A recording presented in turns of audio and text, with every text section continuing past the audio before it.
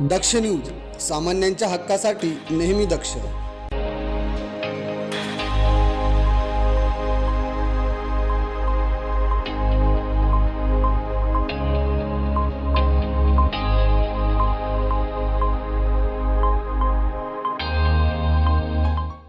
नाशिक जिल्हा कायद्याचा बालेक किल्ला. नाशिक जिल्हा कायद्याचा बालेक किल्ला. नाशिक जिल्हा कायद्याचा बालेक किल्ला. नाशिक जिल्हा कायद्याचा बालेक किल्ला. नाशिक जिल्हा कायद्याचा बालेकिल्ला ह्याचा पुन्हा एकदा प्रत्यय आलाय.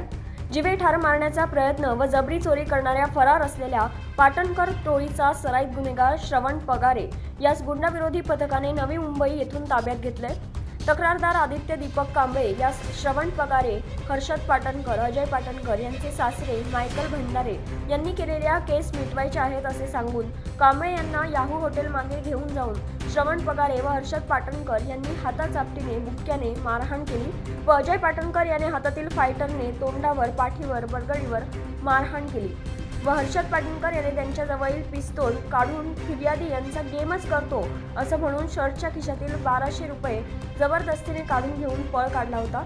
त्यानुसार आरोपी श्रवण पगारे, हर्षद पाटणकर, अजय पाटणकर यांच्यावर सरकारवाडा पोलीस स्टेशन येथे गुन्हा दाखल करण्यात आला होता. त्या अनुषंगाने गुंडाविरोधी पथकाचे पोलीस अंमलदार घनश्याम महाले यांना मिळालेल्या गुप्त माहितीनुसार आरोपी श्रवण पगारे हा सध्या कामोठे नवी मुंबई येथे जिममध्ये काम करत असल्याचं समजलं. त्यानुसार गुंडाविरोधी पथकाचे सहाय्यक पोलीस निरीक्षक ज्ञानेश्वर मोहिते, पोलीस अंमलदार प्रदीप ठाकरे, अक्षय गांगुर्डे, राजेश राठोड, कल्पेश जाधव, घनश्याम महाले असे पोलीस पथक नवी मुंबईला रवाना झाले.